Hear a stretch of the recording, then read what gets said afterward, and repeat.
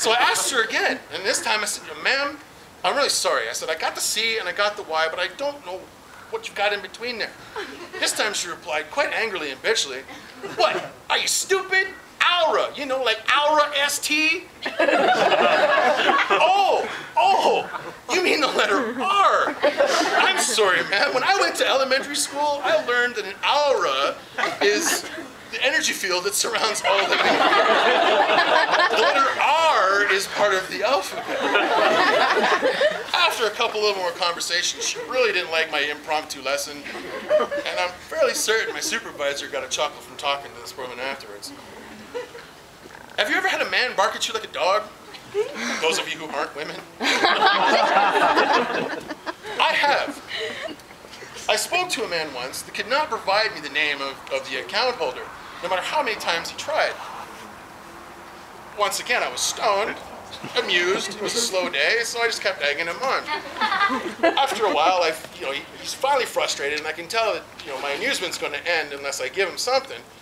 So I told him the first initial of the name. To which he replies, "Oh, that's my dog." Dog?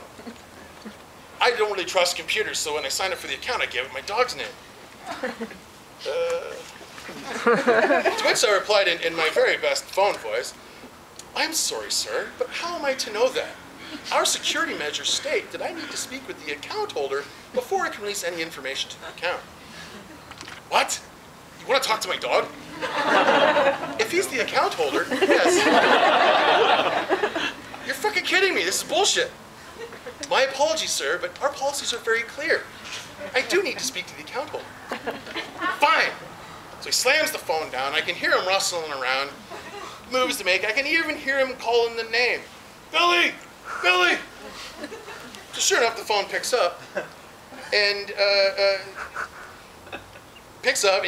the guy on the other end does his best Scooby-Doo impression to say that he's the account holder, and would you please talk to his master about it? Hello, my name is Billy. I signed up for this account, but I don't have any money. So would you please talk to my master about my account? Really?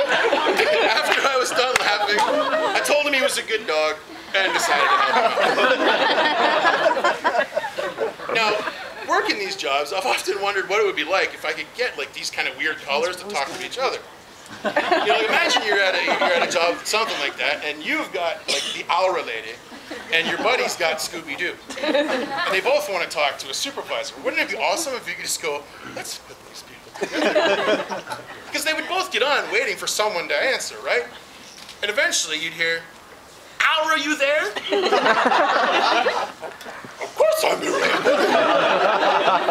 "I'm sorry, who are you?"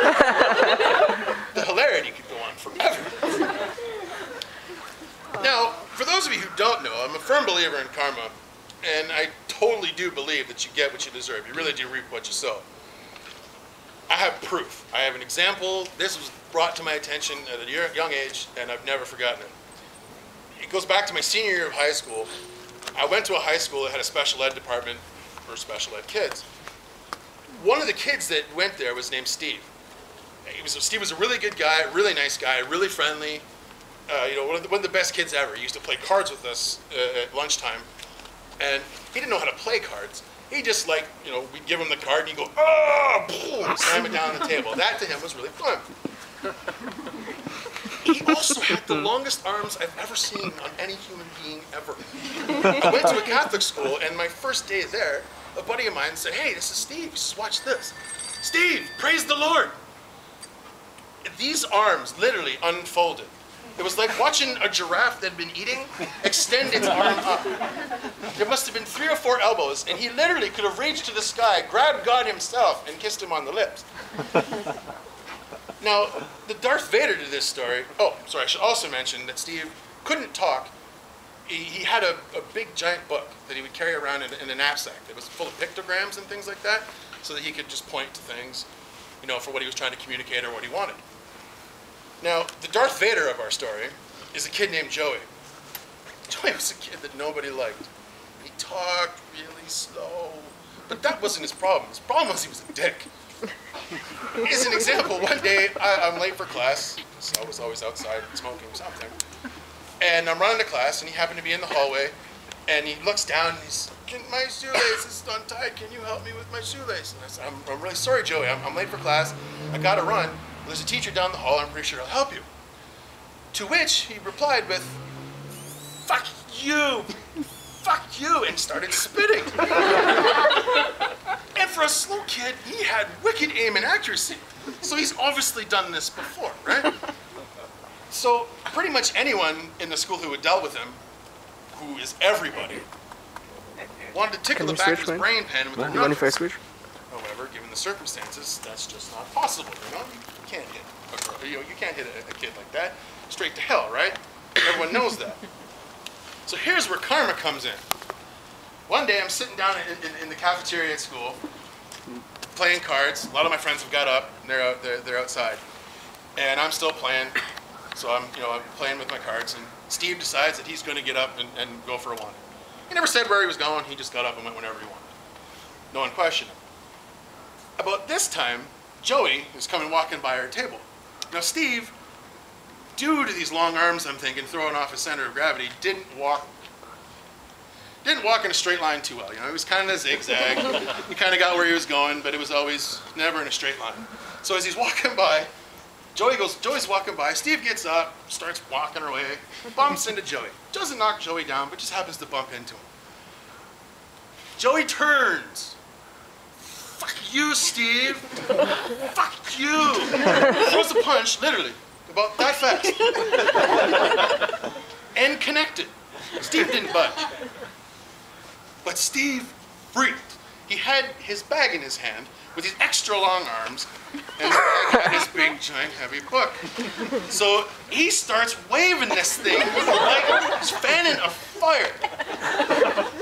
And one of these waves happened to hit Joey on the back of the head. So Joey starts going forward. Well, as Joey's going forward, the bag is coming back up. Caught Joey in the chin. So Joey starts to go backwards. As Joey's going backwards, one final blow hit him on the top of the head, knocked him right out. So as he's lying on the ground, and he's got, saliva coming out, he was okay later on, everybody, he was fine. Teachers are running from all areas of the cafeteria to see what's going on. Steve just kind of stumbles away. Up until that point in time, I had never laughed harder. I had never laughed longer. I felt horrible, but I couldn't stop. Because I finally realized, something had clicked in my head. It said, there are people out there who think that karma is not going to be able to get them, or for whatever situation they happen to be in, they're untouchable. And what I learned right then and there was, no one is untouchable. Because karma will find someone to deliver an ass kicking to you if you have it coming. So just remember that. Thanks a lot, guys.